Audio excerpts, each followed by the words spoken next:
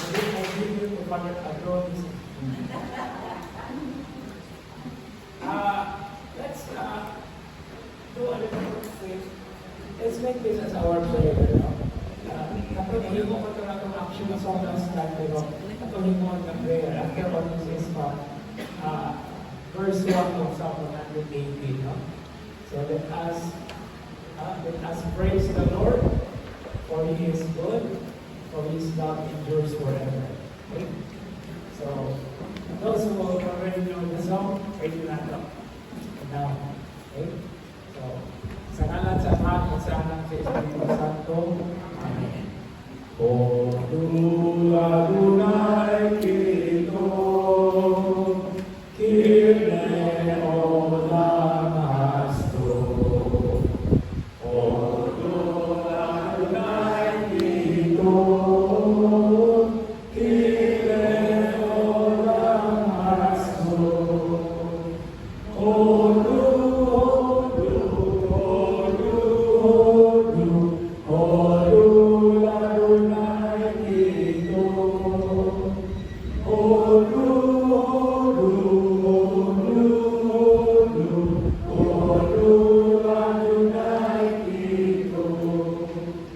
Glory to the Father, and to the Son, and to the Holy Spirit. As it was in the beginning, is now, and ever shall be, world without end. Lord, as we continue to open ourselves to be guided by your wisdom, to be guided by the Word incarnate, to be fed by the bread from heaven, let us constantly be also aware of the presence of the so many things around us that may be able to lead us to the understanding of your will, of your salvation, in our world, in ourselves, in our hearts. We ask you this through our Lord Jesus Christ, your Son, who lives and reigns with you, the unity of the Holy Spirit, God forever and ever. Amen. Alam sa mahal at sa anak at Espiritu Santo. Amen. Ngayong gabi, so, ang ilang kita karoon sa ika-18 ng linggo sunod sa ordinaryong panahon. Ako na po tanaw balik ang liturgical calendar, iba na upat klase ng mga seasons na upat actually uno rin na siya. No? Pero naay mga gitawag na connected. No? Actually, maabot na siya 5. So, ang unang season sa liturgical calendar, na dili pagsugod ng January, dili mga November or December, depende sa kuwano na sa ikot sa kalendaryo, mao ang Advent. Okay? And then Advent, upat na simana, dahil sunda na siya o Christmas. Ang Christmas, dili na siya mulong o siya'y maabot o puno na simana, pero mag-agad na siya sa day. Pag human sa Christmas, musugod ka o ordinary time. Before Lent, tayo pagputol na siya pag-abot sa Lenten season na magsugod sa Ash Wednesday. Okay? So ayaw ko rin yung abot sa kandawa ng Ash Wednesday. Sa kandawa ang bulan Friday. Okay. So tayo, pagsugod natin sa Lenten season, taas tayo na siya dahil 5 weeks, 5 Sundays, and immediately begins the Holy Week, after which follows the longest season of the special seasons na mga Easter season. No? Kaya pag nahuman anak, bisan pagati o nahuman ang Easter season, dapat pakita mga solemnities na sa ulo. So pag ikon na 18th Sunday in ordinary time, naakata sa ikaduhang yugto sa maong ordinary season, padulong na ta sa kanapos na bahid. And usually, adunay 30 o 31 o 34 inatasan. So kung 18 na gani, ilo na nagkaduling bukulang, taas-taas pa. No? E naapay mga 15 o 14 o 16 na domingo mga maabot. Now as we already have established, kining atong Ebanghelyo karon supposed to be Mark. Ano gani ka Mark? Kay Year B. Okay? Pero, tungkol kaya Ebanghelyo ni San Marcos Mubo, no, ano na ginuga na supplement, ilabi na after the event of the feeding of the 5,000 or the multitude. Because the Gospel of St. Mark is so short, ay 16 chapters na. Hindi siya makaabot na ito ang i-consider mo mawag i-try pa linggo.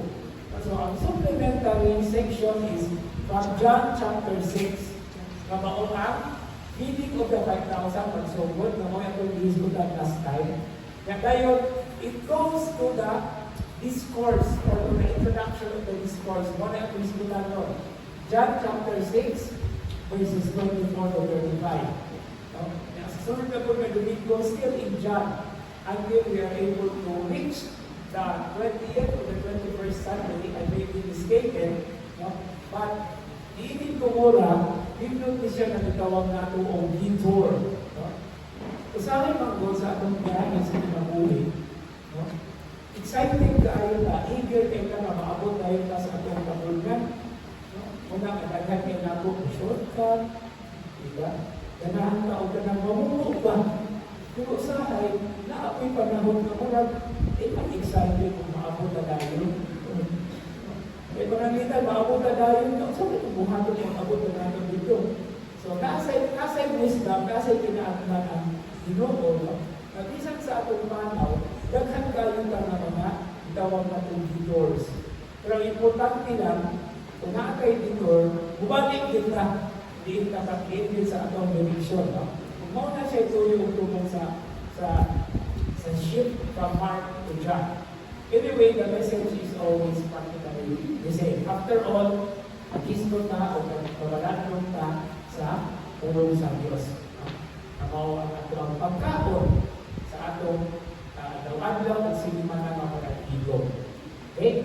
So, sama sa naandan, mo kini ang collect opening prayer karong Domingo. No?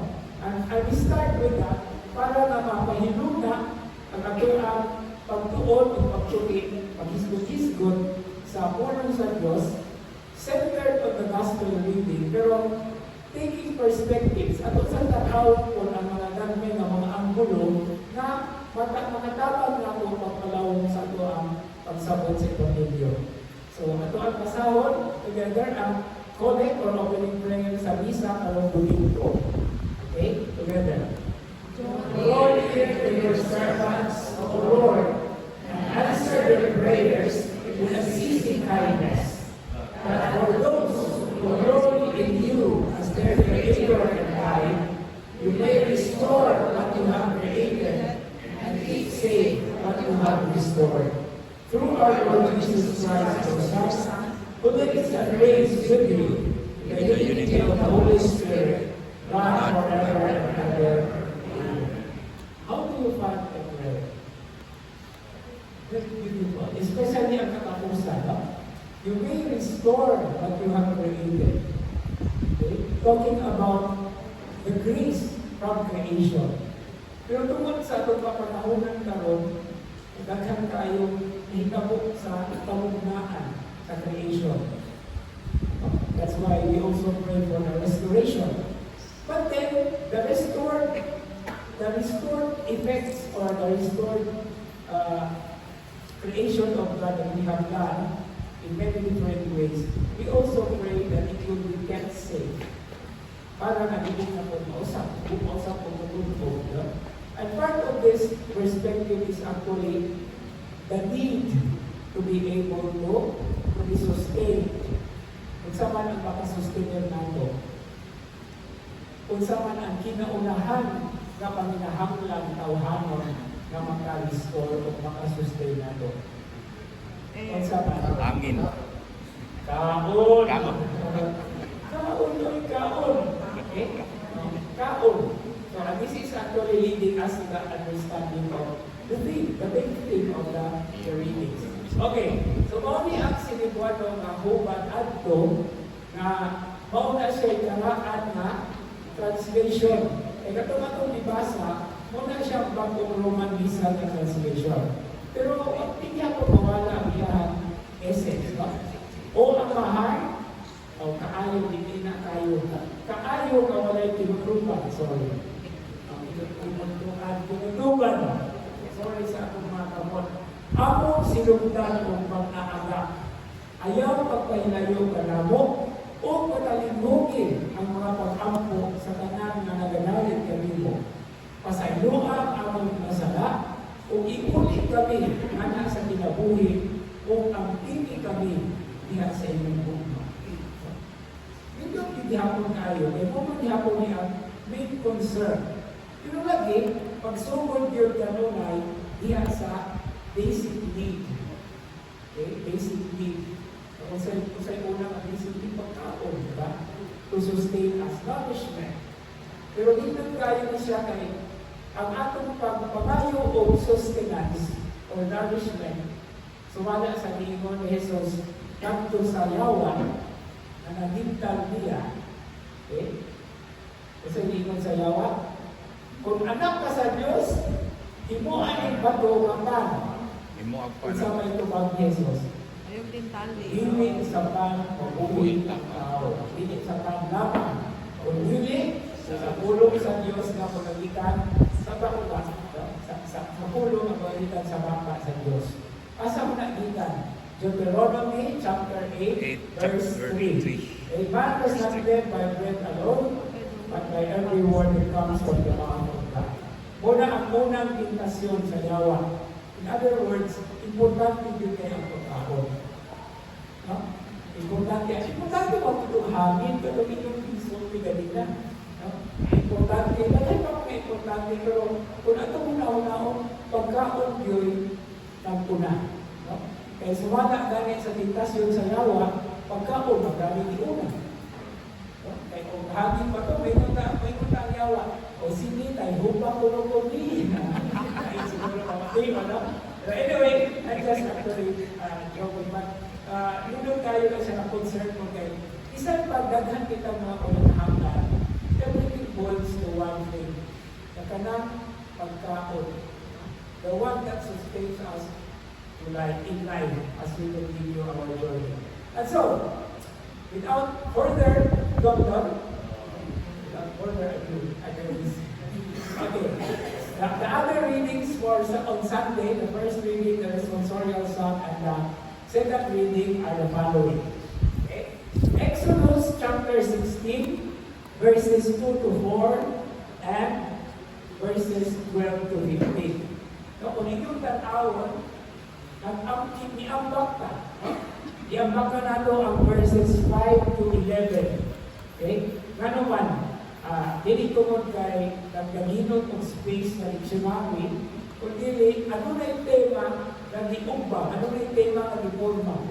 Ako na yung i-translate na ko sa mga lawag na ako na si Buano kaya si Malumos Talayo. No? So, ikan sa versikulo 2 na ito sa 4, muambak ka sa 12 na ito sa 15. Now, uksa man siya na bahid sa libro sa Exodus.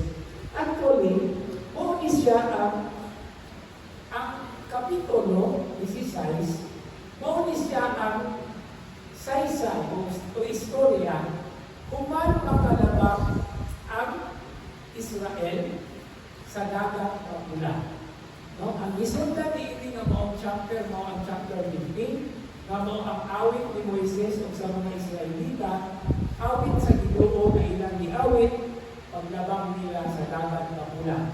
No?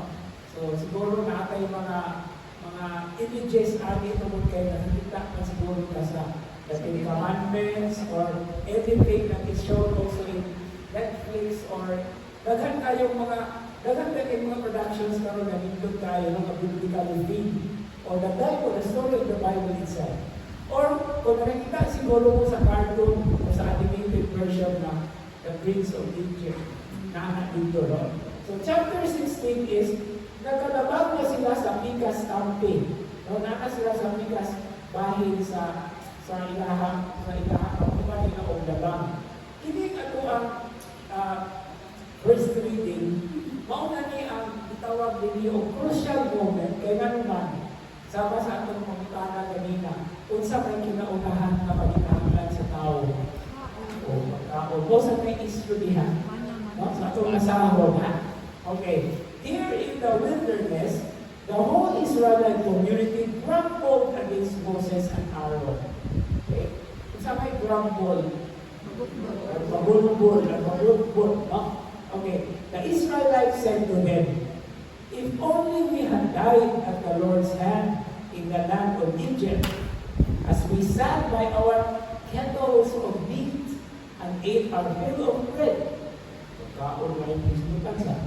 But you have led us into this wilderness to make this whole assembly die of famine. Okay? And then, we continue reading. Then the Lord said to Moses, I am going to rain down bread from heaven for you. Each day, the people are to go out and gather their daily portion. Thus, I will test them to see whether they follow my instructions or not. I would like to underline this verse 4. Kay kalabitan o sa kadaghanan, makalimtan ni siya. Makalimtan ni siya. May usahin ma-overwhelm ka sa milagro sa ipaulan na mana o sa kway. Usahay, ma-mysteries ka, kunya malimot ka na naan ay katuluan ng Ginoo. No? And that is stated in verse 4. Okay? I am going to do this because I am testing them. No? Anong sila sulayon? Kung follow ba sila instructions? Wala, importante kayo ng instruction. Nakainong ko sa first year philosophy pa po, sa amo ang psychology class. Grabe activity. Ingon among instruct. Get a piece of paper. One whole piece of paper. Ngayon, kami ito Ngayon, ang sabi ko atong tendency o pagkuha ng papel na aling grace o na exam. Pagkuha na ng papel sa may pagkuha ko. Sulat ng kasalan, di ba? Pero ang second instruction is, now fold it 1/2 lengthwise. Okay. So the other instruction, you make it into a 1/4 piece of paper. And then the fourth instruction is, write your names. Wala, nahapon ka na, kaya magkuha na mo pa, sulat ko rin na kung ano nga lang. Muna, instructions, following instructions, important sa niya. That is as good as food. Karong panahon na, magpalita ang mga noodles sa inyong anak. Kung saan wala itong unang tanaw? Instruction. Diba? O kasi pwede na siya marunong na kung ano na, hindi trawo, kasi pabukalo na siya. No? So, importante kayo na. No? So, huli na, importante kayo ng instruction. Okay, now let's move down to the next section in verse 12, verse 13, 14, and 15. This is now the response of God to the grumbling of the people. Ingon ang Ginoo. The Lord God said to Moses, I have heard the grumbling of the Israelites. Tell them, in the evening twilight, you will eat meat, and in the morning, you will have your fill of bread, and you will know that I, the Lord, am your God. So, in the evening, Goel came up and covered the camp. In the morning, there was a layer of dew all about the camp. And when the layer of dew evaporated, 5 flakes were on the surface of the wilderness. 5 flakes like hoarfrost on the ground. On seeing it, the Israelites asked one another, Manna? I am just saying it in the way Hebrews would say, what is this? So, what is the meaning of manna? What is this? Unsa manna? Huwag siguro. Manna means unsa manna. What is it? What is this? Manna is a question. Okay? Manna is a question. But don't ask me, manna ka ba? Okay. So, when the people saw this, they asked each other, Manna? Okay? What is this? For they did not know what it was. But Moses told them, it is the bread which the Lord has given you to eat. Okay? So, end of the first reading. And in this particular perspective, hindi mo paglantaw, idala na tadihan tayo sa unod mismo sa mahitabo sa Evangelyo. Kaya himuon ni siya na reference later on sa atong magbasa sa Gospel. Okay? So, that's it. Now, let's move to the next reading, the next scriptural, the next scriptural menu in the Mass, which is the responsorial psalm. So, kung kantahon, responsorial psalm. Kung hindi kantahon, responsorial na.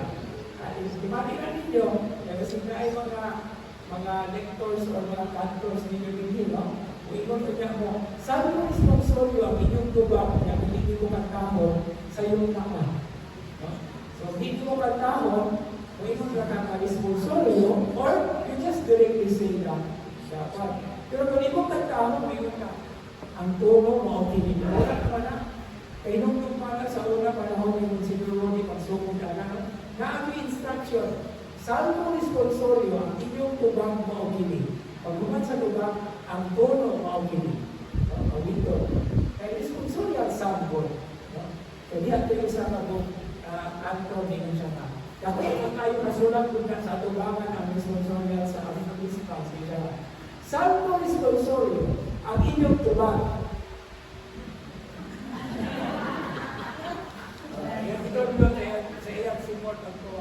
Ang inyong tubang, anak kong matao. Okay, sige. Okay, para makakalimutan na.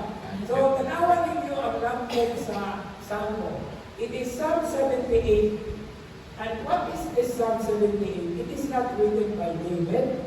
It is some kind of a saying or a proverb. It is called a maskil. No? And the one who authors this is Asaph. Asaph is a member of the temple choir. Actually, muna siya isa sa mga gitawag ng mga composers. No? So the Psalm 78 actually is talking about a new beginning in Zion and David during the reign of David. And it begins with verse 3. What we have heard and know, things our ancestors have recounted to us, we do not keep them from our children. We recount them to the next generation. The praiseworthy deeds of the Lord and His strength, the wonders that He performed. Now, kung saan kayo nindog kayo malalawan hindi? Every time the Jewish people or the Jewish family celebrates the Sabbath, and most especially Passover, which is once a year. Sabbath is every week. There is always a section while they are eating that the youngest child of the family would ask the father, "Why are we doing this? What are we doing?" And then the father starts to tell that this is what God has done to us. And what is the celebration? Passover. Pero sa akin na hinabutong pagpakaon o mana o quail. That's during or after the Passover. So mamutana yun, and it is being asked every year, or sometimes as we say every week, na naay significance. And it becomes a catechesis. Na samtang nagtubo ang mga bata, no, it becomes part of their dynamic sa ilang pagkatao. Balik ka sa sinundanan ng paghimuna.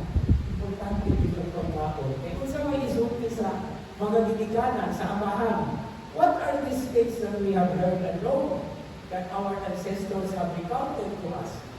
Only siya ang itawag na tradisyon. What is being handed down from one generation to the next? So what are the deeds that the Lord had done? The wonders He had performed? We jump to verse 23. Okay? So He commanded the clouds above and opened the doors of heaven. God rained manna upon them for food. Rain from heaven He gave them. Verse 25. Man ate the bread of the angels. Food He sent in abundance. Recalling the first reading. Muna ang essential correction sa first reading o sa responsorial psalm. Now, the final section is verse 54. Okay? It immediately refers to, He brought them to His holy mountain, the hill His right hand has won. Actually talking about Jerusalem. The very heart of the promised land. Asa sila mag-outpo, asa sila mag-guide, asa sila mag-simpa sa Diyos. Okay? But it always is connected with how God guided, led, and fed them. Iunsa sila sa Ginoo pag giya, pagtulog, o tabang sa tanan, pagpakaon. Ako yung kanunay ng pagkaon, hindi na bawa. Okay? So how many times have we repeated the word kaon tonight? That's going to be a festival. Usa ka na ka-fiesta. So, hindi ka mahimo ko wala siya. Okay. Now, imagine ninyo ang connection. Exodus 16 and Psalm 78. Taon-taon, magawas ko na isa sa atong discussion ang panahon nato sa Ebanghelyo. Pero sa lipat ako ato sa Ebanghelyo, only ang second reading. Continue gihapon ta sa Ephesians chapter 4. Murag kuan tayo, consistent ang itawag nato o line up sa mga pagbasa sa second reading. Ila na Domingo, sugod ta ng pagitan na nagsugod na ato sa Ephesians. Okay? So Ephesians chapter 4, verses 17 to 20. Ingon sa Pablo, so I declare and testify in the Lord that you must no longer live as the Gentiles do in the futility of their minds, darkened in understanding, alienated from the life of God because of their ignorance, because of their hardness of heart. Okay? Hardness of heart. Natin pa sa kasing-kasing. Kung may isa sa mga problema na hangtod ka ron, consistent paghihapon kay isang usahay kita na abot kay katingka. Dili ka katingka sa ulo. Kung hindi ka kahi sa ulo, kung hindi ka kahi usap sa kasing-kasing. Okay? They have become, sabay nito po, they have become callous and have handed themselves over to licentiousness for the practice of every kind of impurity to excess. Okay? Now, if we continue reading in verse 20, diha sa wanang sa pagbasa, diha sa bitawag ng Pericope, muabot ni actually until verse 24. No? Kay naay particular addition. No? So, that is not how you learn Christ. Assuming that you have heard of Him and were taught in Him as truth is in Jesus. Imagine, kamatuunan. Kay mutubaw gihapon ni siya, umiyak sa atuan, pagpalawog sa Ebanghelyo. Unsa man ang kamatuunan, diha ni Kristo. Okay? What is it that is being taught? Unsa may itudlo ka nato ay tungod sa kamatuunan nga naa ni Kristo, ni Jesus, o mismo, si Jesus mismo ang kamatuunan. Okay. Let us just repeat seated. We're going to pray for the eternal repose of the soul of the faithful departed. In the name of the Father, and the Son, and the Holy Spirit. Amen. Our Father, who art in heaven, hallowed be thy name. Thy kingdom come, thy will be done on earth as it is in heaven.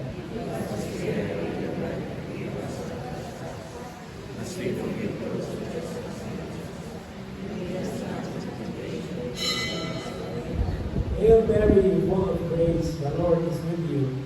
Blessed are you among women, and blessed is the fruit of your womb, Jesus. Holy Mary, Mother of God, pray for us sinners. Glory to the Father, and to the Son, and to the Holy Spirit. Eternal rest grant unto the faithful departed, O Lord, and let their perpetual life shine upon them. May they rest in peace. Amen. Father, and the Holy Spirit. Okay, padayon ka. As much as truth is in Jesus, but not only in Jesus, but Jesus Himself is the truth. Okay?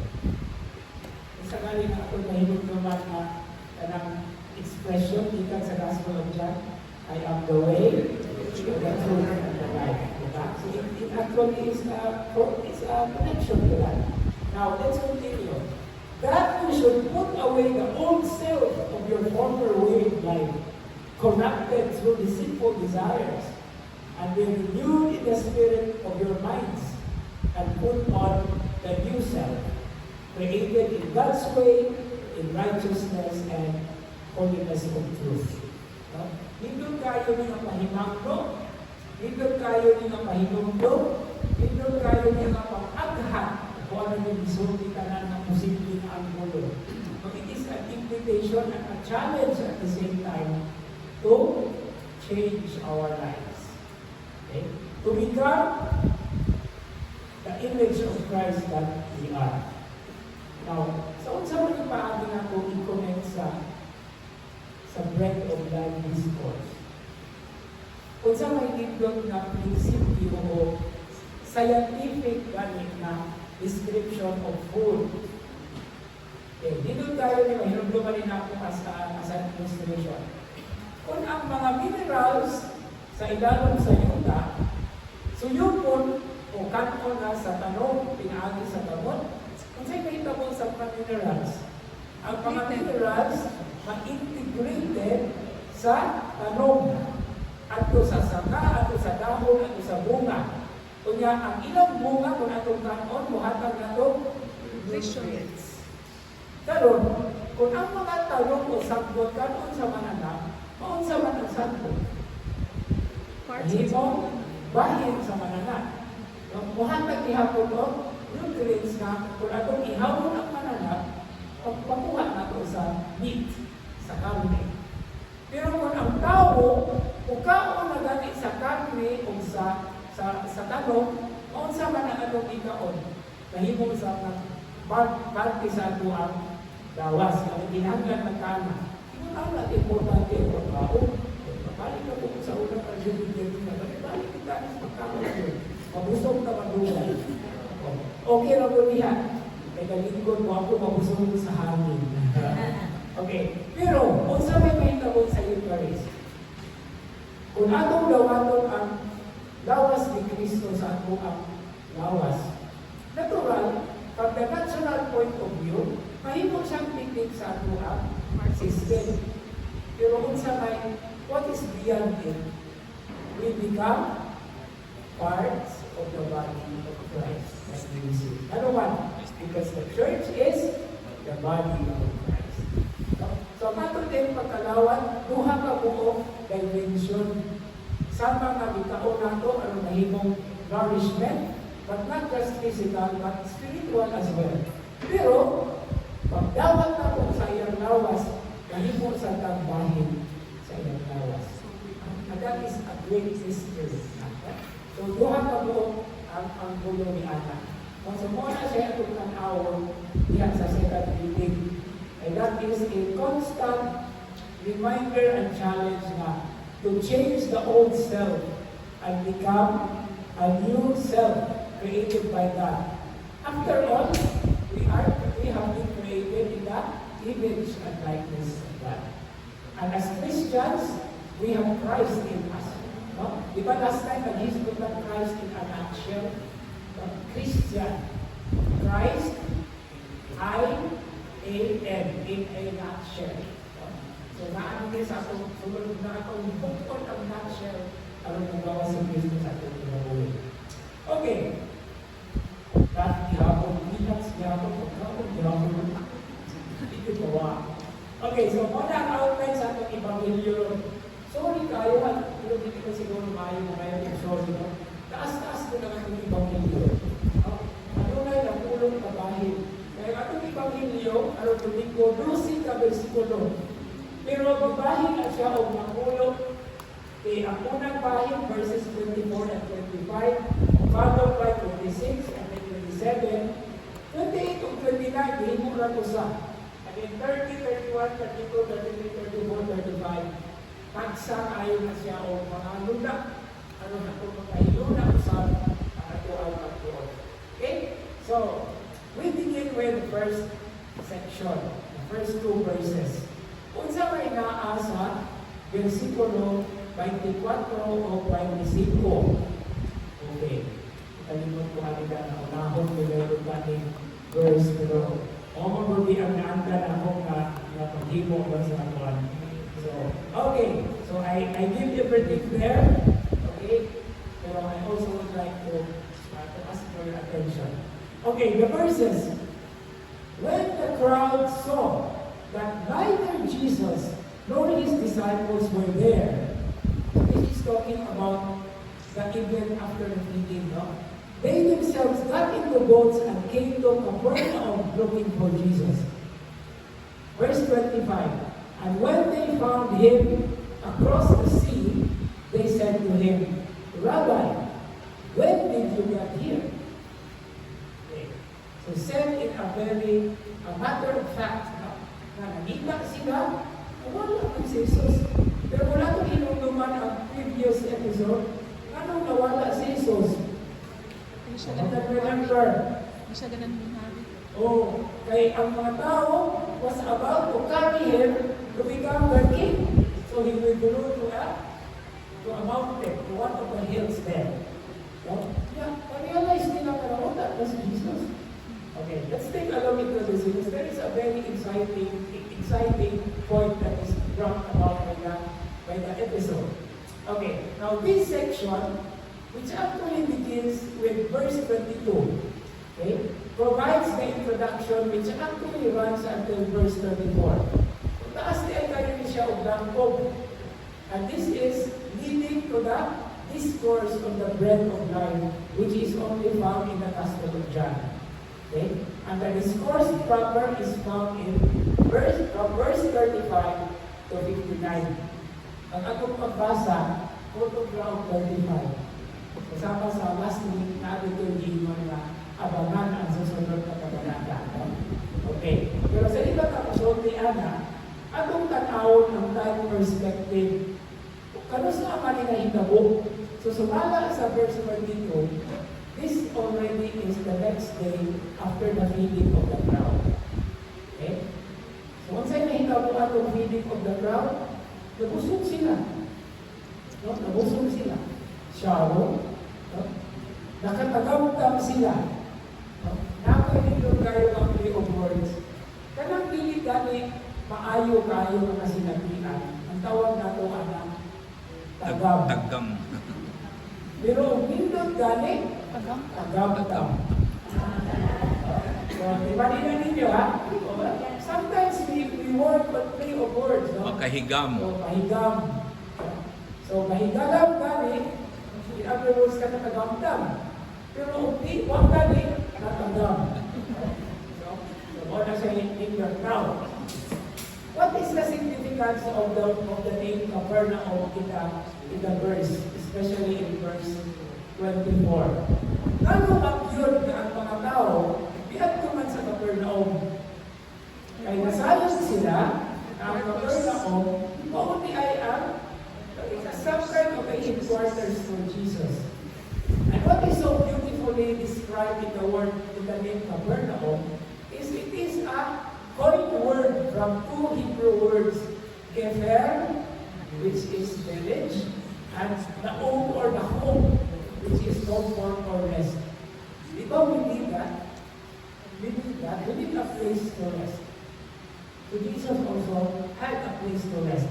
Pag ano Capernaum yun, naapay sinagoga niya, kaya ako niya ang balay sa ugangan na babae ni Pedro. Remember the cure of the mother-in-law of Peter. Na kung akong tanaw sa physical side, isa na kanto ninyo o kay Elias, naarag yun, usalag ka street, naarag nila ang balay ni San Pedro at pag sa sinagoga. So, mo na nahimong place of recourse or resting place in Jesus. And it speaks literally. Capernaum means village of rest, village of comfort. Okay. So, paano pindugin sila? Kaya kabaluan sila na atuman mo, pakunin si Jesus. Pero kung sa may lindot niya sa verse 25, when they found him across the sea, naabot sila sa Capernaum, pero si Jesus, nasa tabok sa dagat. No? Nga ilang ipapunta na si Jesus. Kasabay bayo. Rabbi, when did you get here? Okay? So verse 25, sorry. The question in verse 25 is the starting point for Jesus' great discourse on the true bread from heaven. Una siya gihimo nga sinugdanan o sukaranan sa paghatag niya sa diskurso. But it takes some time. It takes a few more verses before the discourse begins. But beautifully, with this question, the people touched on the secret of Jesus' identity. What na nila tuluan? The miraculous way he had come across the lake, what nila nadamhan? No? So they were able to touch on the secret of Jesus' identity. No? Because Jesus is found across the lake or across the sea. Ngano galing lake kung siya na itong gamit natin? Interchangeable. Sa ito itong lisgo ng last time? Sa Grego na pinulungan, kalasa. Very good for those who remember. No? Kalasa is translated either as sea or lake. Okay, that's in Greek. Now, this impression that the people had, without realizing it, but they still asked the question. They were so curious. Mga tao, ano naman? Kung saan ka ni Rason, gano'ng na-curious sila? Kaya nakakaon na. Balik sa ulas pagkaon. So, muna kakataon kayo marong gabi mo na. Kaon. Okay. So, let's continue reading that piece there. Revealing more than just curiosity. Ano man? Why the withdrawal from them? Why did Jesus withdraw from them? While leaving them in a state of uncertainty. Bitin sila. Nabitin sila sa nakita mo. Ganun ipahawa ang Jesus. But naturally, as we follow the text, tungod kay, kasabta ni Jesus na ibuon siya nila na hangin. Kung galing sipat si Jesus. And Jesus didn't have to tell it to them. But the curiosity really continues. No? And the uncertainty that he felt made them search out for him. Muling indot kayo nga dynamics. Siguro usapon din sa mga anggulo na pwede nato pamalaglungan.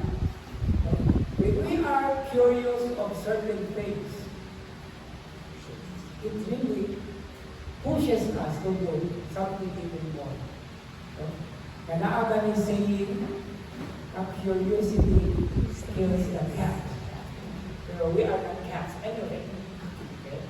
Pero usahay, ang curiosity will lead us to something that is bigger or greater than ourselves, and that is what we call the truth. Ang kamatulan. So nagsugod na ang dynamics niya sa mga tao, but their motivation still has to be purified. Okay? Kung sa motibo nila na ilang ipangita sa Jesus. And this leads us to the next verse, which is in verse 26. Itubag si Jesus. No? Jesus answered them and said, Amen, amen, I say to you, you are looking for me, not because you saw signs, but because you ate the loaves and were filled. Again, kapo. This is our word refrain for tonight. Kapo. Okay. Amen, amen, I say to you. In Cebuano, pwede din siya i-translate. Amen, amen. So, dihan po kamo. Pero kung atong kumanon ang amen, ay kanaman pong amen, I think it's one of the few words that is adapted in so many languages. But what is the original, where is amen coming from? It comes from Hebrew. Semitic. And amen means, kung saan ba? Sa kapag-inuod. Yes. So, udawat kami ka sa communion sa itong tawag. Amen. In other words, tinuod na. Dawas ni Kristo, tinuod na. Amen. Inuglog ko sa una na po mga misa sa Santo Rosario, misa mga pagitong domingo. Itong panahon pa ni sinubinghan ko ang siguro and then afterwards, siguro dito. Dihay ko sa domingo na nag-hiskot ko, amen. Kunya, karang Santo Rosario, wala naman siguro na sumilin sa Santo Rosario. Kaya na medyo rin sa una niya. Diba? Kaya, katong panahon na, si Maricel Soriano to yung artista na nag-promote sa Jollibee, ang expression, correct ka dyan. Ito mo mo anak, correct ka dyan. So ako nang igamit, kung kanang pagkubag ka o amin, diha sa Santos na Misa, duha na pabuong posible na meaning. Kanang sa prayer, when you talk through Christ our Lord, Amen, ako pasabot anak, inaon ula. Kaya that prayer is still to be happening. But pag-abot na ito sa great grand Amen, kanang through Him, with Him, in Him, okay, and the reception of the communion, kanang Amen, kung pasabot anak, sure it is. I believe it is true. At din ako gigamit kung correct ka dyan. So, to make the long story short, na yung nahinawag ang mga lawan. Unahon na nagpakalawan ang mga minister na musunod man ang mga sakristan. Ang kumita ko sa usap ang sakristan, ako na siguro, hapon na siguro. I don't know kung I don't know pa siya I think. Kaya ako kami nag-report ko sa iyang alam, sa iyang nawag sa. Kaya pag kumita ko niya din mo, body of Christ, body of Christ din siya. Correct na siya. Kapag ka nalipay mo, okay, nakakita sa buong ito. Sabi ko ba, sayang akong expectation. Anyway, amen, amen, I say to you. Sa pagkatinood, no? So, this is an emphatic pronouncement. It's not only once, but twice. No? Amen, amen. Okay? And this expression, used in the Gospel of John, in the mouth of Jesus, functions as a new beginning, bagong pagsugod sa dagan sa narrative, sa istorya, echoing the previous day's event and the people's reaction to it. Amen, amen, I say to you, you are looking for me, not because you saw signs, but because you ate the loaves and were filled. Okay? Now note that Jesus' statement here is not the real answer to the question. Ano magigay ni si Jesus? No? Naipagmutala niya, ang iyang tubag, usahay, slanted, hindi yun direct. May usahay manggol, ang mga nangutana, nakabalo na sa tubag. Nakabalo na sa tubag. Sama atong palisiyo na nangutana. What is the greatest commandment? O natural, kung di yung kabalo ka, kapay makadaan, balo ka. Ano makutang kung pamang yun? Mamula na ang tubag ni Jesus sometimes is ignorant. Now this is another way of bringing the case into a striking answer to the question, but it did not really address. But its other negativity, no, naamin siya pagka-negatibo. Kung sa may negatibo, ano? You are looking for me not because you saw signs, but because you ate the loaves that were here. Now this negativity with a charge against the people that they do not seek Him because they had seen the signs, even though it was seeing the sign that led them to say that He is the prophet. So dito tayo ni siya na i-consider na bisan pa man kung ang mga tao itawag na ang Jesus na ang propeta, duda gihapon sa Jesus sa ilang motivation. No? Okay, pamalatlo. Usahay ibon anak bayan ka. Naatay mga motivasyones. Naatay mga motivation. O naatay mga itawag hidden agenda. But of course, there are always exceptions. And you know, I would say, the exception is 90%. This portion na daghang mga hidden mga motivation. Sa atong makaigsungan karon ilabi na diining kasi natian ato sa daghan ang kauhaw kanang mga pangutana sincere. So 10% na lang na ay mga hidden agenda. Salamat sa Diyos. Wala na niya. But ako sa akong bahin, whatever question is asked of me, I always take it from the point of view of sincerity. Okay? Ay lingkod kayo lang na katagal ng pagkagalgal kung atuang tubagon sa dili maayo ng magtubag, sa ko ka natin pagsustain ang hunger of the world. You know, I have been told when I started Bible studies here, bago pa pagdating sa Cebu, kung ingon kayo na sila na, pagkay salamat kaayo kay kung mamutaw namin, dili mo sumpon. Na ako'y understatement ana. Kaya kadaghan na sila pumunta na sumpon man sila. Hindi ako kasolit isa.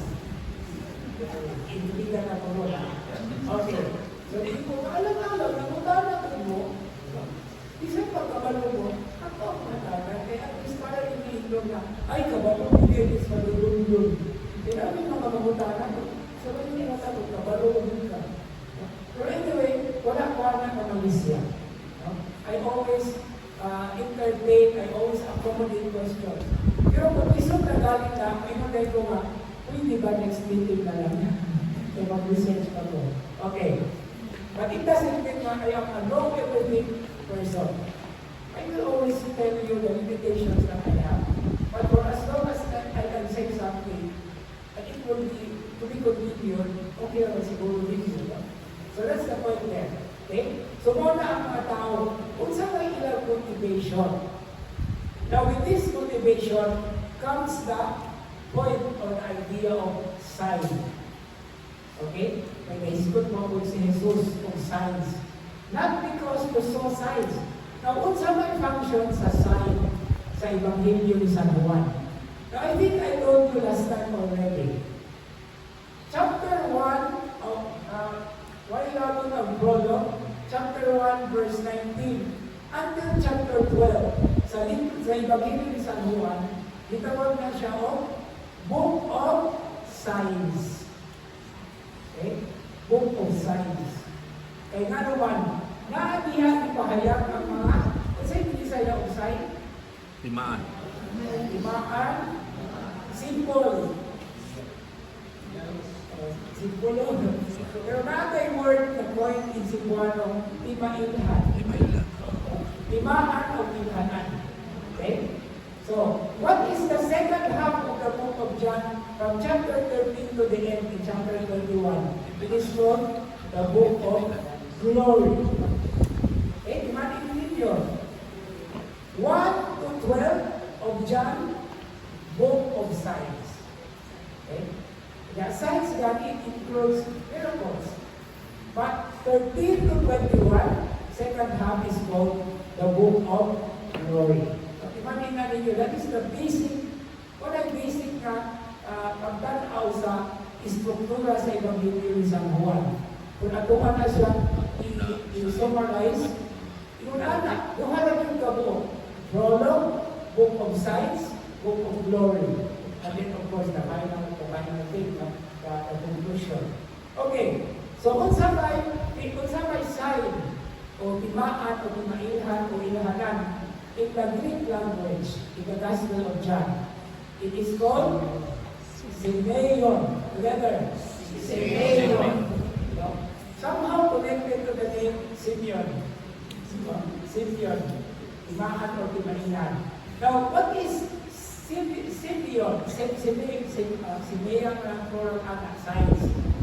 These are, or this is, the visual act of seeing a miraculous event. Kadugli na ang act. So, visual sign, visual act of seeing. O kaya ang sign, kailangan kayo makita. But that is not the faith itself. It is the authenticating reason or sign of another deeper or heavenly reality. So, makikita ganit ang sign, hindi na siya maong. There is a deeper or there is an even more more important thing that it is pointing to. So, ang sign di ay, mura na siya o pointer. Okay? So, dili na siya mao. Pero, magdala na siya nato dito sa tinuod gayon na timaan. Ang tinuod gayon ang kabaturan. That's what we say, the truth. So, this is what is at stake in this particular part of the gospel. Muna nga niingon si Jesus, you did not, because you did not see signs. Kaya ang ilang basihanin sa ikahamot pag-itak ng Jesus, katulad ilang pagkataon. Kaya nabusog sila maghumanin ng tao. That's why, okay, a sign is designed to awaken in the people a corresponding faith. The sign is not the faith itself. The sign is leading us to some more deeper realities of faith. And that is the dynamics of faith. No? Pagtangunos nato, pag-ampo nato sa amahan nako, pag-himaya ka Maria o himaya sa amahan o sa Santo Rosario ba, kung di nato magpasabdat kung unsa gayon ang kabaturan ni Ana, ang nakatapulog sa ritual. So, ang nakatapulog sa ritual tulog. So, unsa may naa sa luyo sa pagpamaros. Unsa may naa sa luyo sa pag-ampo sa mahanamo. Muna siya ibuti pasabot na. Muna ang kinahanglan sa diay na masabda nato, tinigtanan, muna ka na atay katikismo. At cases, aron na magiyahan, madagan kita sa sabakan mismo sa kapatuuhan. Pag unsa may katabok, sumala sa verse 26, the people had not really seen the sign, for they were inspired by desire for the earthly and the perishable. Pero, let's not take this as a very negative impression. Ano man, at least there is a starting point. No? Importante man yung starting point. Ay kabalo mo, dugay kayo mahitabo ng starting point. Dugay kayo mahitabo ang starting point.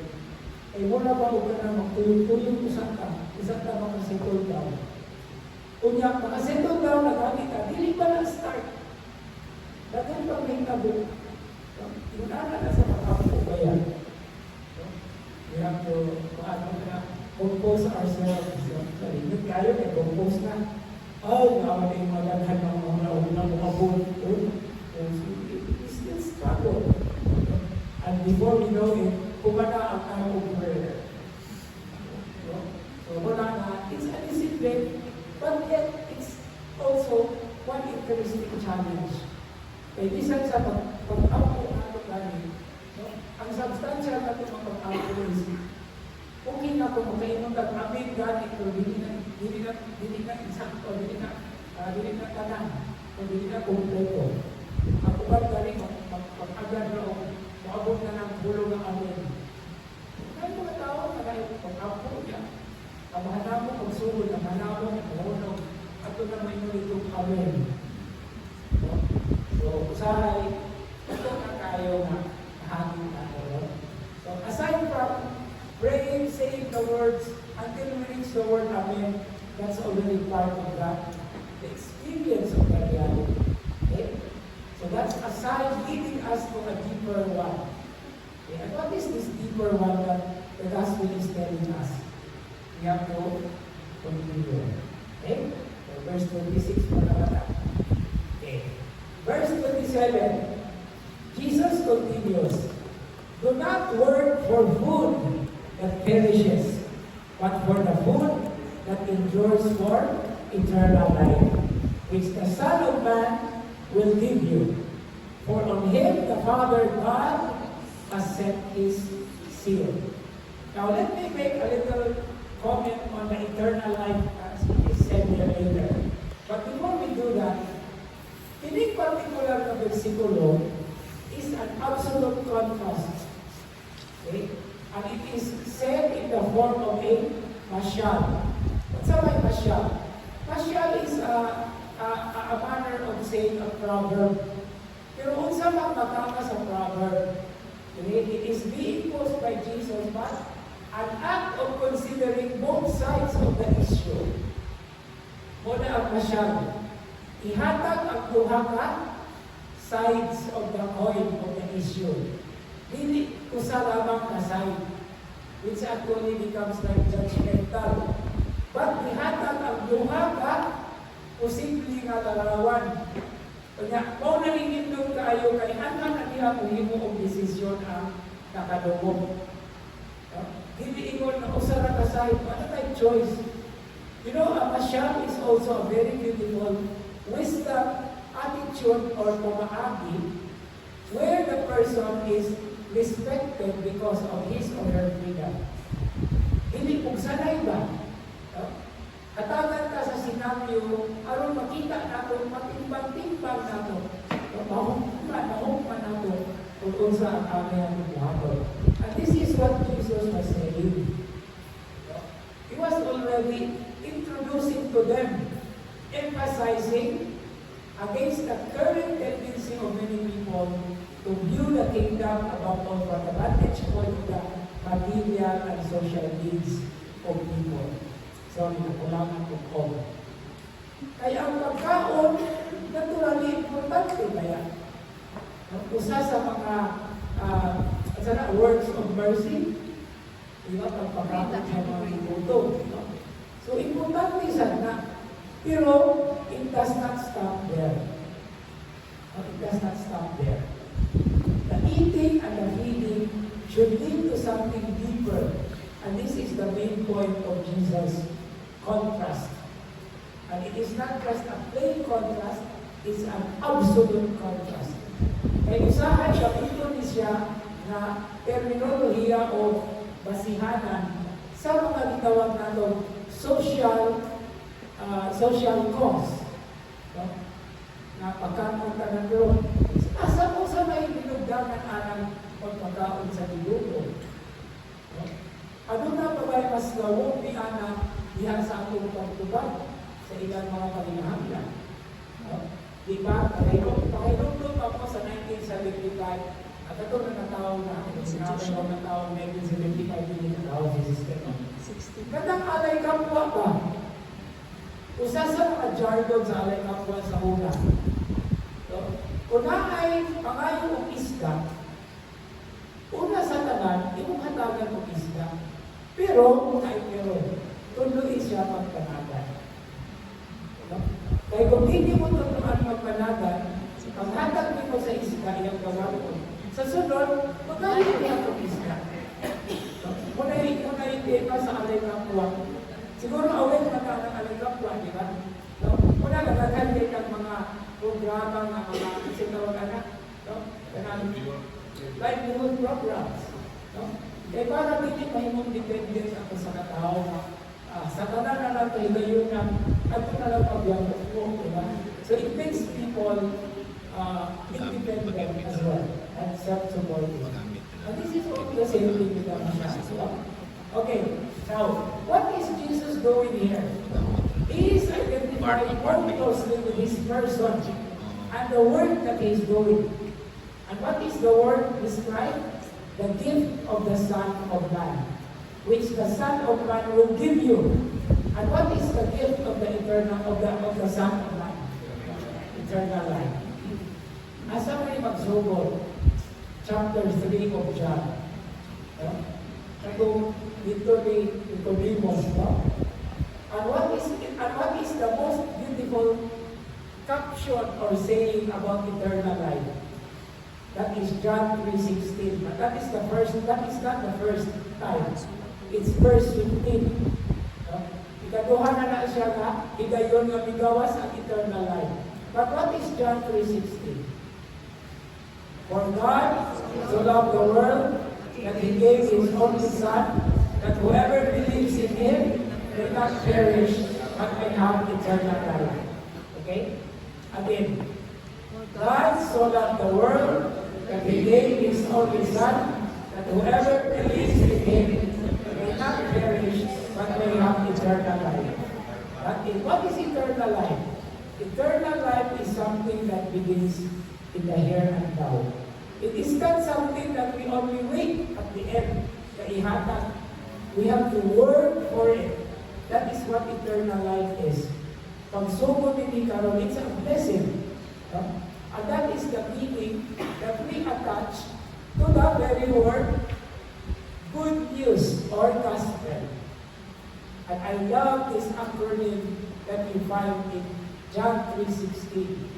For God, G, so loved the world, that He sent His only Son, O.S., that whoever believes in Him may not perish literally, but may have eternal life, E-L. G-O-S-P-E-L. That's the gospel. That is something that sustains us. Kabalo ba mo? Nagatuo ko gospel na at acronym na makuha nila sa John 3:16. Just recently this year, during Valentine's, behind a post sa Facebook, naghimo ang acronym na Valentine's, higat ko sa John 3:16. Kapag naghimo kay pagitaan niya yung word na Valentine's sa For God so loved the world. Kung anak na creative ang mga Pilipino, ha? Okay. But in the context of the essence of the verse, we also see the nugget that is hidden. Ang nagpahipi, ang nagtago na bahagi sa tungkol kay higugma sa Diyos ang kalibutan, iyang ipadala ang iyang bugtong anak na ang totoo kaniya dili mamatay kung dili makabaton kung ginabuhi tayo. Si Juan ang anak, no? But that is G-O-S-P-E-L. That's the gospel. Okay? Now, because of this verse, the introduction of the title Son of Man is the emphasis of everything. Okay? And what is the emphasis of the Son of Man? It's about His appointment and authorization. Bringer of salvation. Na siya, diha kaniya pagamikan ang kaluwasan. And this is the very reason that one should zealously labor for the food that He gives and not labor merely for earthly bread. So dahil ay mas naunong na puno na pagkaon. Hindi lang sa pulo, kundi lang sa pagkaon, hindi lang sa pan, kundi sa pulo mismo. No? Again, we go back to Deuteronomy 8, verse 3. Okay. Ano yun? Ay, padaling padaling, may city pagpunta ako, may dahil. Kung pa. Inawin mo na namin ako, doon na siya ka paundayon sa ulog sa mensahe. Paundayonan. But ang importante, we already have discovered or discussed certain important points. Now, verse 28, so they said to him, what can we do to accomplish the works of God? Jesus answered and said to them, this is the work of God, that you believe in the one He sent. What is to believe? To have faith in Him, in the one He sent. So, let's take a look into verse 28. Now here the people, however, do not respond to the clear reference of the Son of Man. Perhaps because they were not familiar with His figure. So, dili na tayo si Jesus ang kabalo mo kung is sa pagkakala. Hasta ang mga tao hindi kumura, wag nila tumaga ang tao. But they were, nainganyo sila. No? But they do not understand that Jesus was urging them to seek something higher than their motivation to follow. Nato may mas tawag na rason, nato nagsunod-sunod o balita ko ako. Sa atong bahin, karong panahon na, kung ako ating i-apply, we cannot ignore that. We cannot ignore. Anong dapat ang magsunod-sunod? Huwag mo magkikala anong dapat fans ng mga Korean singers or something. Or kanang mga artista. Anong dapat ang magsunod-sunod? Kung saan mo yung motivation? Do you know? For me, it's still a very big question. Ano mo yung dapat na magsunod-sunod? Isang tanin sa puso. Ano ka ha? There is something deeper than that. And that is the challenge of Jesus to the people on in this episode? Kaila silog kaputi. Aspirations.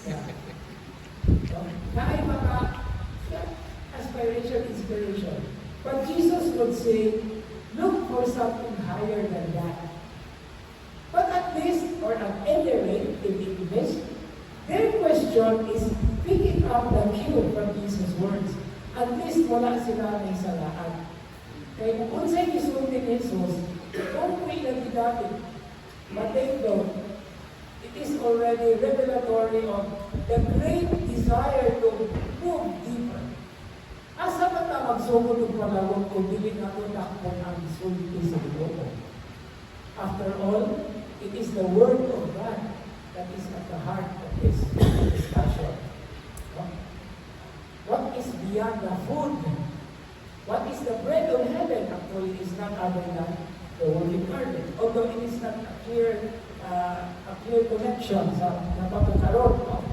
But that is the direction that we are being led. In other words, thank God for a desire in our hearts.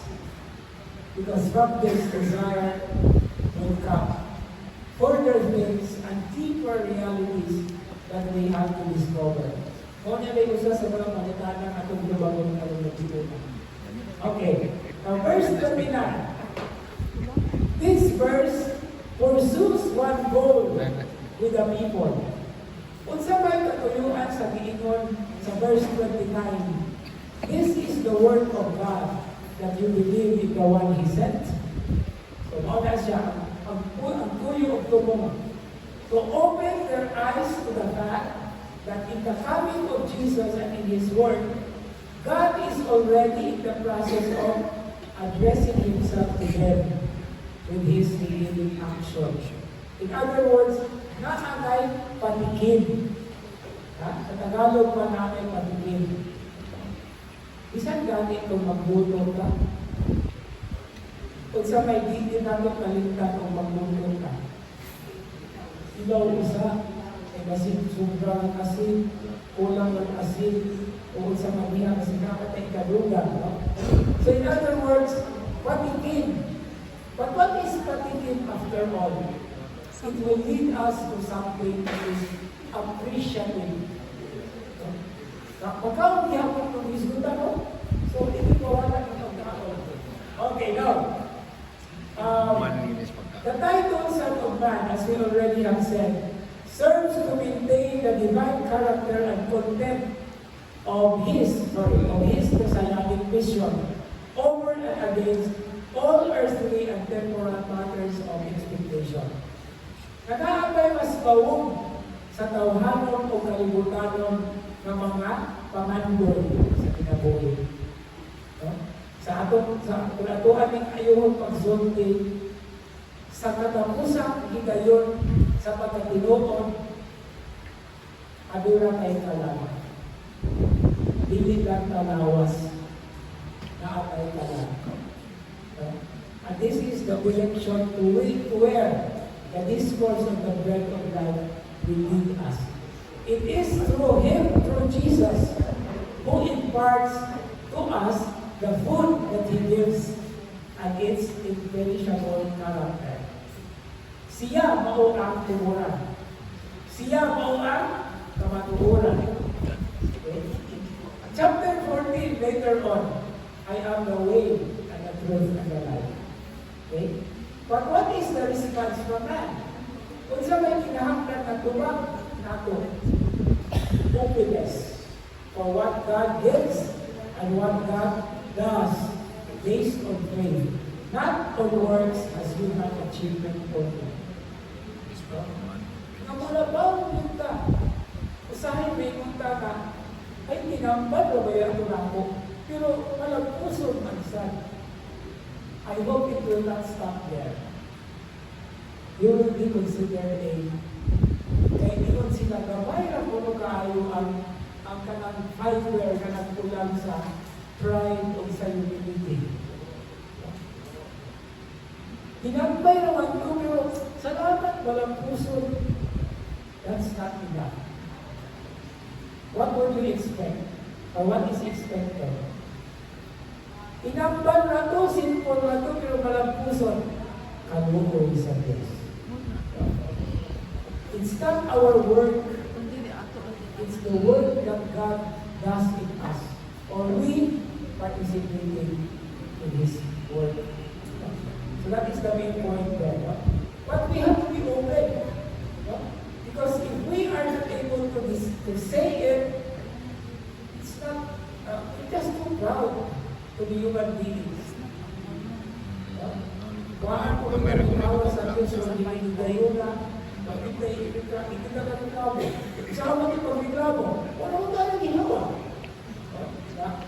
So it's always going back to the very source of everything, and that is God. Okay? That is what it is going to lead us. This is the word of God, that you believe in the one He sent. And there is always a safe dimension in everything that we do. Okay? So, kapit na kabahan. Verse 30 na. Tingtubag mo din ang mga tao. O itindag kay dialogue man. It's a two-way process. Musulti si Jesus, tutubag ng mga tao. Musulti si Jesus, tutubag. That's why it's called dialogue. No? Dialogue to have a dahil at tubag-tubag. So the people said to him in verse 30, "What sign can you do that we may see and believe in you?" What can you do? So if we consider the previous episode, siya, pumunta na paghihapon sila. Ipagkaon sila. So imagine, ang ilang kabuso na kapatala, limot sila. No? Na it was Jesus' intervention. Okay? And this answer from the people is somewhat a parodying return. What's may parody? Na ay gamay na ironical or something. So that is, they returned the demand He made to them. Moment hindi mo gusto, so ilang ibalik. Okay? And later on in the discourse itself, starting at verse 35, okay? Mauna niya ang topic. Mauna niya ang pagpalawong, pagpakitlog ni Jesus sa kanyang mensahe. But what is behind this? What sign can you do that we may see and believe in you? Kung si Jesus ko matubag diyan kayo na may ingon, kung isawa ko dahil mo makita, kato dahil na musod mo. But Jesus was actually making parang ang atmosphere ba, na in the state of interactive. Because the people would like to see a sign corresponding to the claim about the eternal life that they had not seen in Him. O paghihapon sila maka-discover. They continue to grow.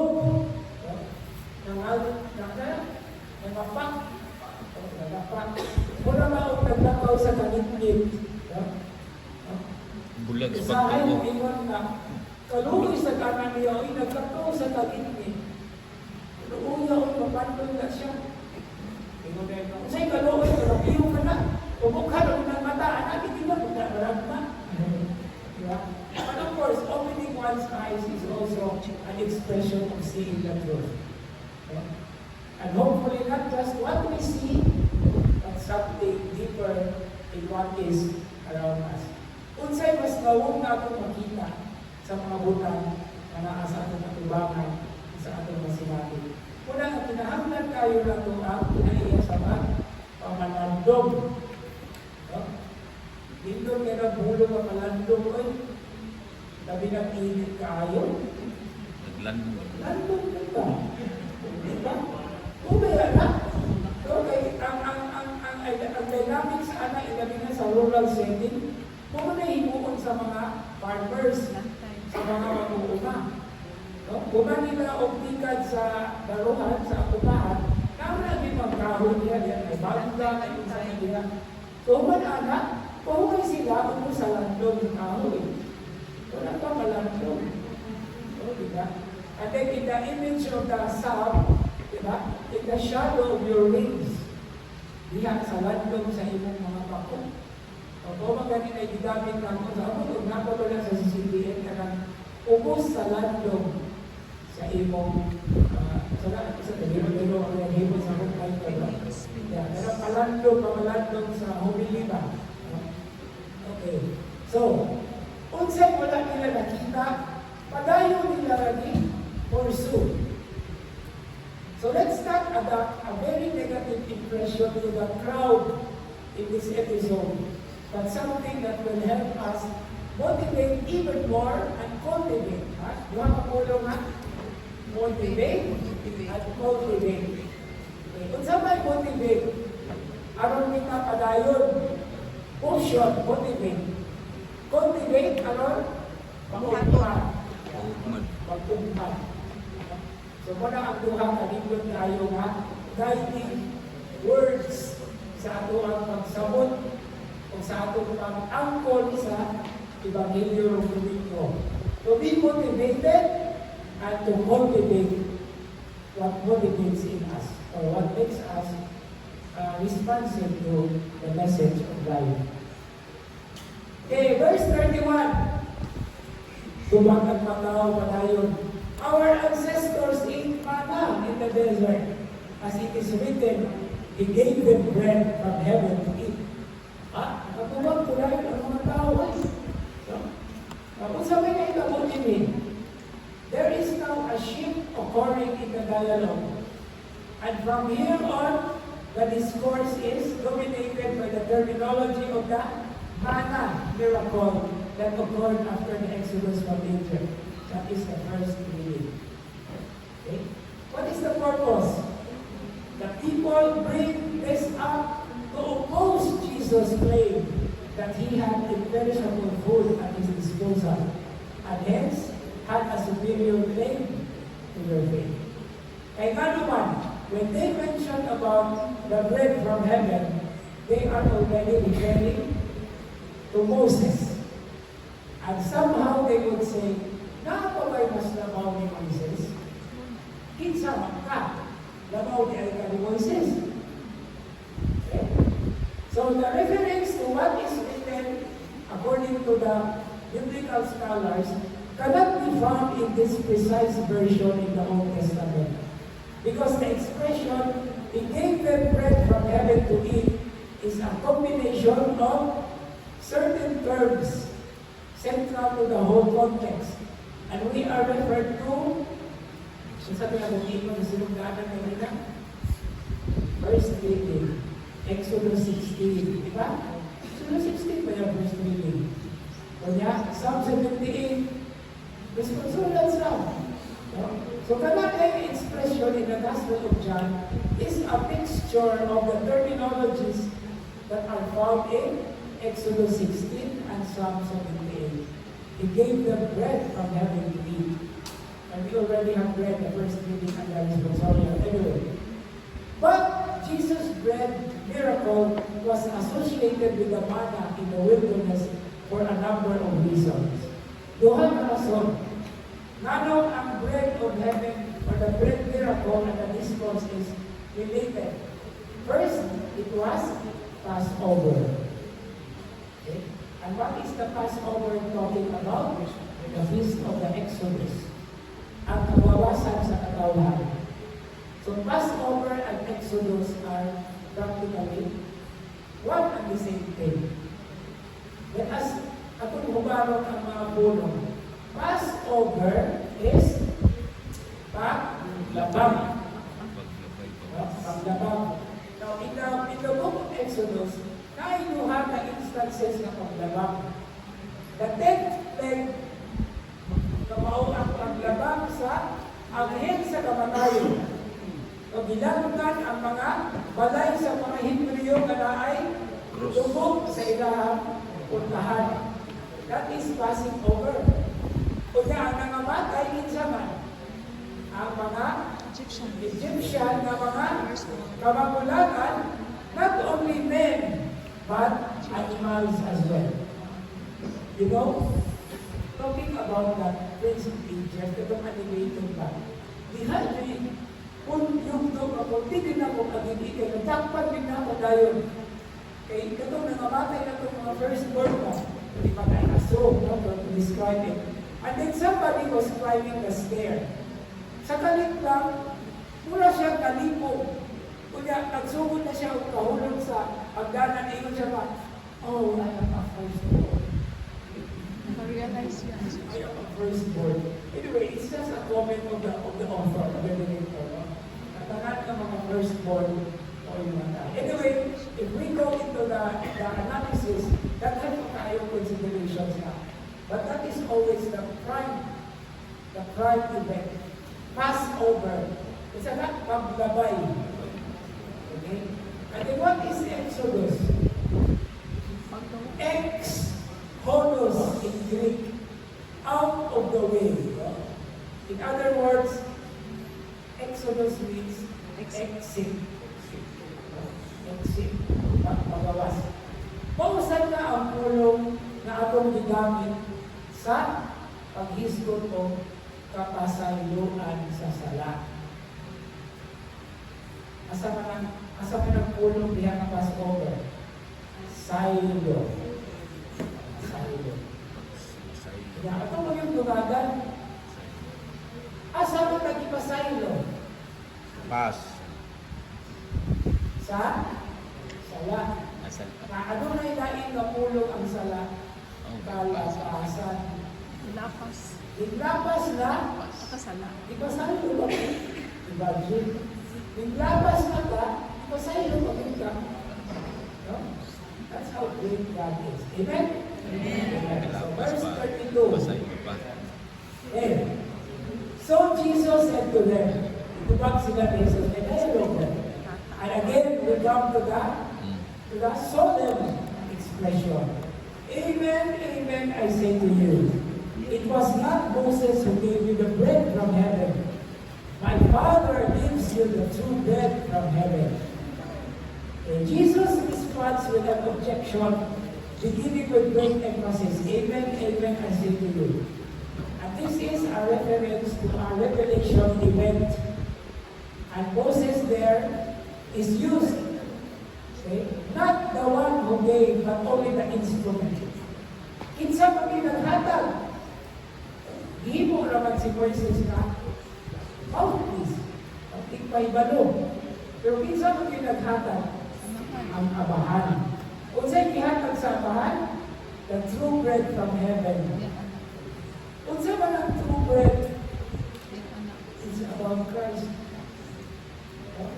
That Jesus Christ is the truth. He is the true bread. That's why in verse 35, he will say, I am the bread of life. Okay? Come down from heaven. And aside from that, Jesus is also Word, Deed, Power, proceeding from the mouth of God. Deuteronomy 8:3. Wala na kung isulat niya, this is the Hebrew word for Word, Deed, Power, Event, etc., etc. And the word is Dabar. Dabar is not just simply word, it is a word event. Usa ka, ulong adunay karabigitan sa hitabo, usa ka hitabo, adunay karabigitan sa ulong. Genesis chapter 1 verse 3. And God said, let there be light, and there was light. That is it. Kung sa'y isulti sa Ginoo, ay hitabo. That is the word. That is the powerful. That is the God. The God. Onay gigamit sa pagbugya sa kalimutan. And this is now talking about Jesus as the Word incarnate. Wala kaya diklaro, but it boils down to that. And so, verse 33. For the bread of God is that which comes down from heaven and gives life to the world. Okay? What is the sense presented here? He or Jesus who descended from heaven, who comes from above. And this one brings us back to the prologue of the Gospel of John. Okay? In the beginning was the Word, and the Word was with God, and the Word was God. Okay? So if you continue reading the prologue, that is basically a reference to that. He is the one who descended from heaven, who comes from above. He is the Word incarnate. Okay? And then in verse 14 of John chapter 1, what do we have there? John chapter 1, verse 14. And the Word became flesh and dwelt among us, and made his dwelling and pitched his tent among us. Okay? Dili lang he lived among us. Ha? Ang original Biblia translation, ang literal is, he pitched his tent. Kung sa may pitch his tent, kung iyang kung ito ko nag-iyang tulda, naman tulda man. What is the perspective presented? This is the perspective of the nomadic lifestyle of the people. No? So he came among us and journeyed with us. Kung asa ka magkam, ato siya magkam. Asa ka dapit, ato ko siya dapit. Pag-abot na sa ato sa Christian perspective, sa ato Katoliko nga magkataw, ato siya tibukang diha sa tabernakulo. Kaya kung sa may tabernakulo, tabernakulo is another word for tent. Okay? So, may kung kayo ng tent, tabernacle, parehas na sila ang meaning. Na-version sa Gospel ni John na nag-ingon, and the Word became flesh, and He tabernacled among us. No? So maybe kasi makasulat naman ang version sa Ebanghelyo. Now, what is the purpose of this expression and affirmation of Jesus? It is to distinguish Himself from Moses. Ano ba si Moses? Eh, ilan ang human sa una, na ako din mas nabaw ni Moses. No? Pero wag yapon sila against. Because Jesus is actually playing on their curiosity first. Okay? At later on, punugdan na siya. Wala na abangan ang susunod na kabalata. Ito tayo ang mga makita mo sa susunod na mga bahay. But let's go to verse 34. Tumag-yapon sila. Tumag-yapon.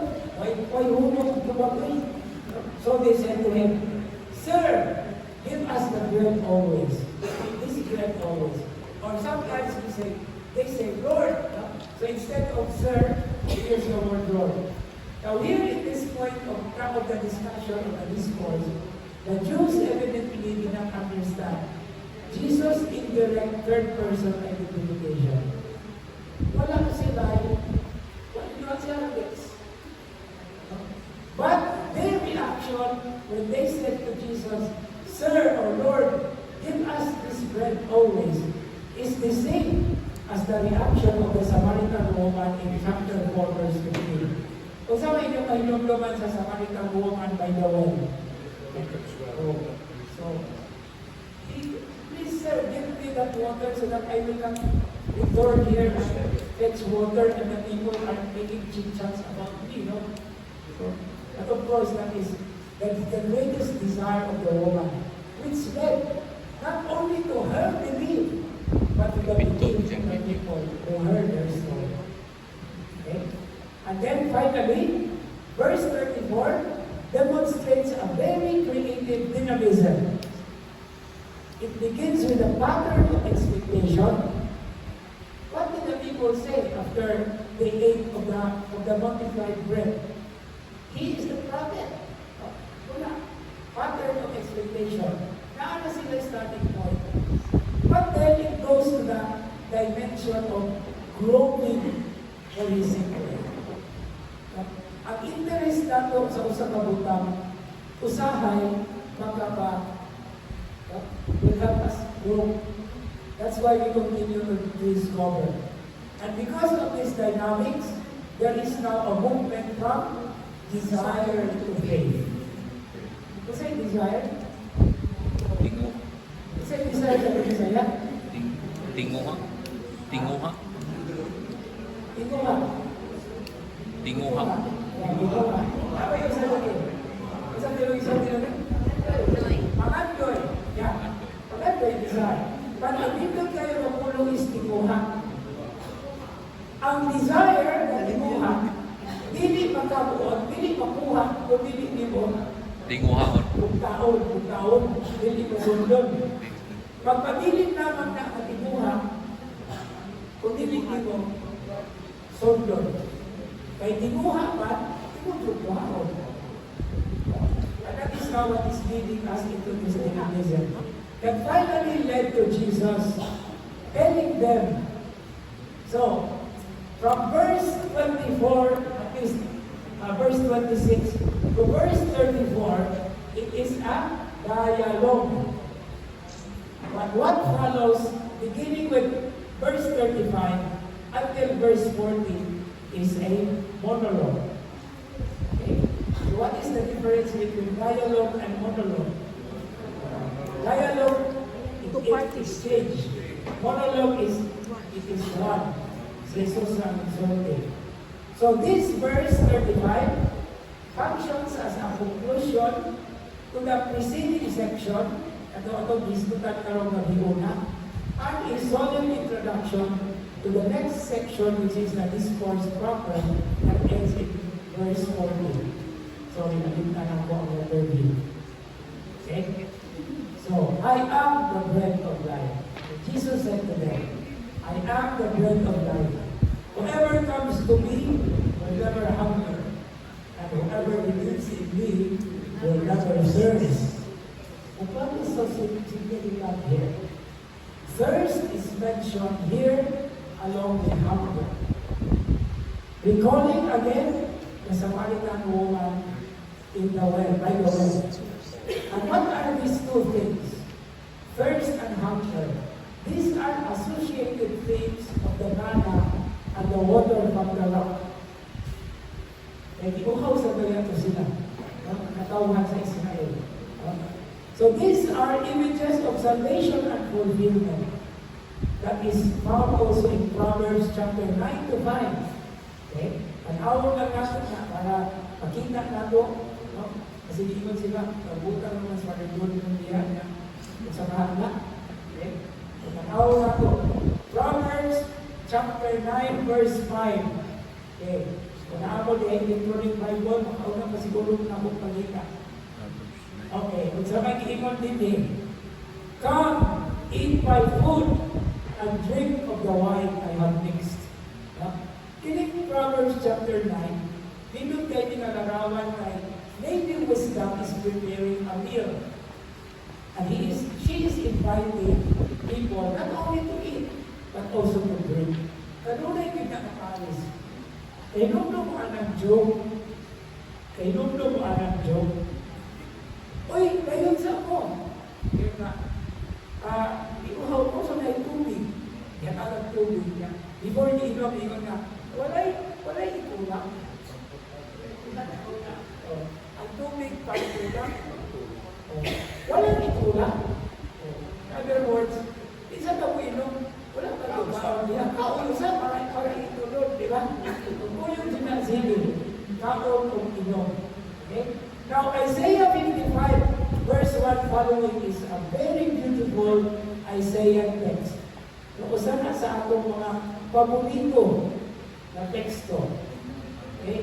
That is already towards the end of the book of the prophet Isaiah section called Deuteronomy Isaiah or Second Isaiah. Kung sa may diinon ni Propeta Isaias, all you who are thirsty, come to the water. You who have no money, come, buy grain and eat. Come, buy grain without money, wine and milk without cost. Why spend your money for what is not bread, your wages for what does not satisfy? And then, only listen to me, and you shall eat well. You shall delight in rich fare. Pay attention and come to me. Listen that you may have life.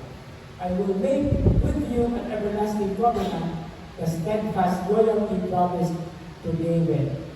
Okay? Etc.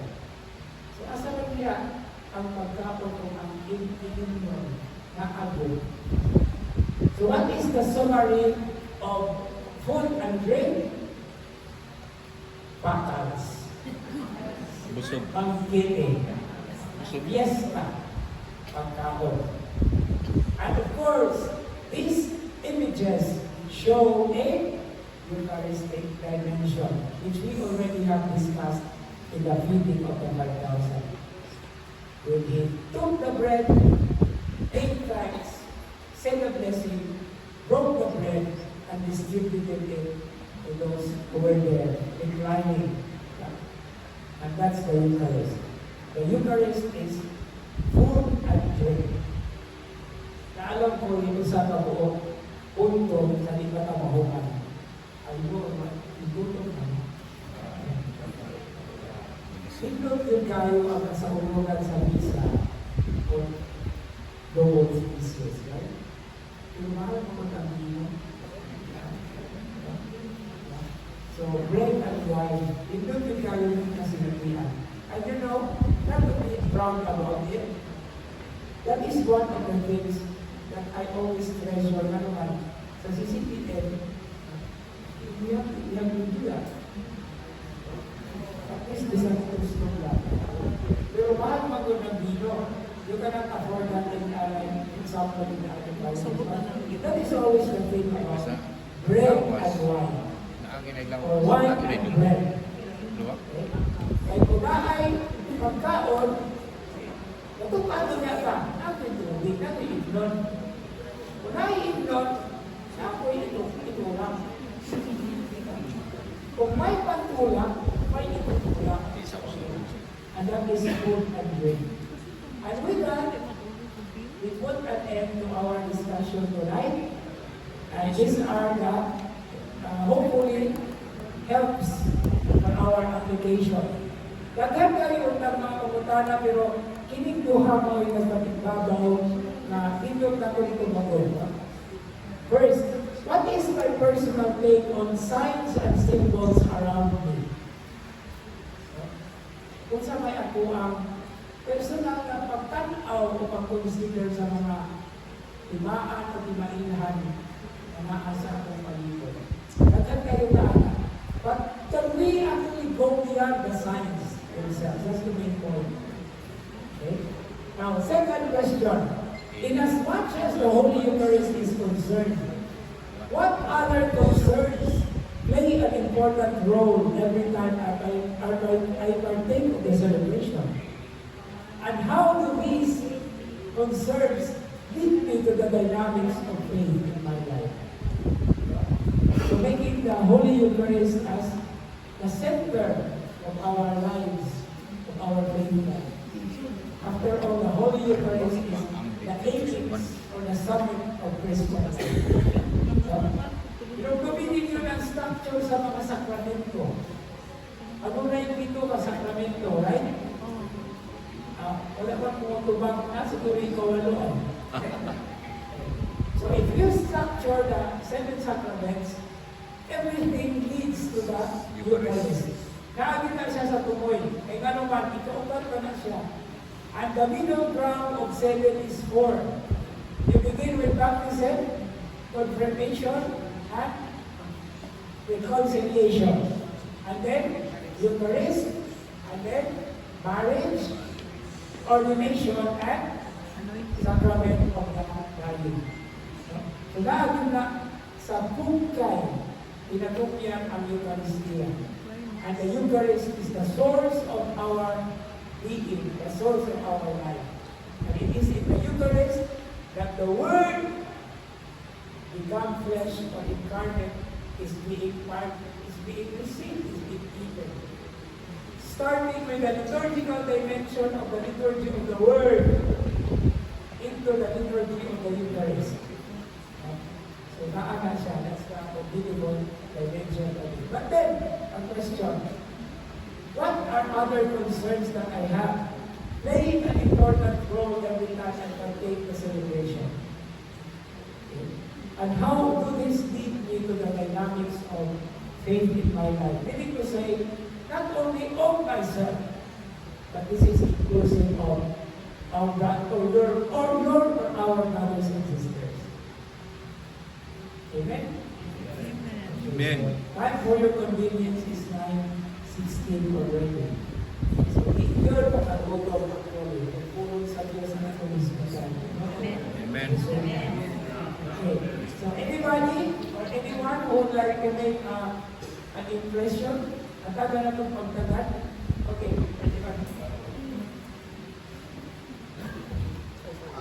It is in reflection to what Father Dondon, that can be noted that his last week is the way Jesus introduced himself is the very purpose is continuity between the Old Testament and the New Testament. There are two personalities that we would recall. When Jesus was conversing with the Samaritan woman, what did the Samaritan woman ask of Jesus? Are you greater than Jacob? Because of the Jacob's well. No? And then the second portion in chapter 8 is, are you greater than Abraham? Why? Because Abraham is the father of faith. Jacob is the author of the well, that if you take the drink, you will not go thirsty again. And I think in chapter 5, when the Pharisees were there, they wanted to see how is Lazarus came to life. Because Jesus said, if you have the life that I have, you will never see death. And they said, are you greater than Abraham? Why? You're not even 50 years old and then you never see death. So ano ibig sabihin nito? Ang ganda nito sapagkat ini-introduce Jesus Christ na yung continuity na he did not come from nowhere, but he was the Messiah prophesied by Isaiah in chapter 44. He will be the King of Israel. Jesus is introducing, I am the man from the Old Testament. Amen. Thank you very much. That's a good dimension. It makes the whole palatable. So, it's already 9:50. 9:80. Okay, let us all stand and as the usual thing that we do, we repeat the collect for Sunday. And take note of the words, savor the words that we actually pray. Okay, in the name of the Father, and of the Son, and of the Holy Spirit, amen. Together, draw near to your servants, O Lord, and answer their prayers with unceasing kindness.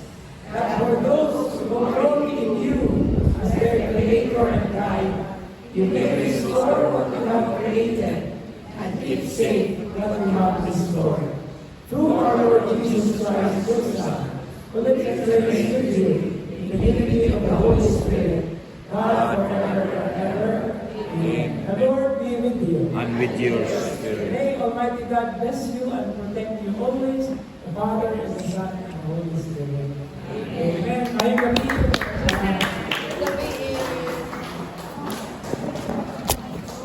May gabi.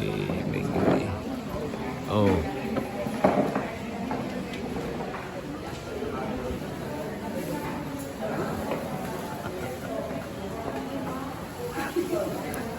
I don't know.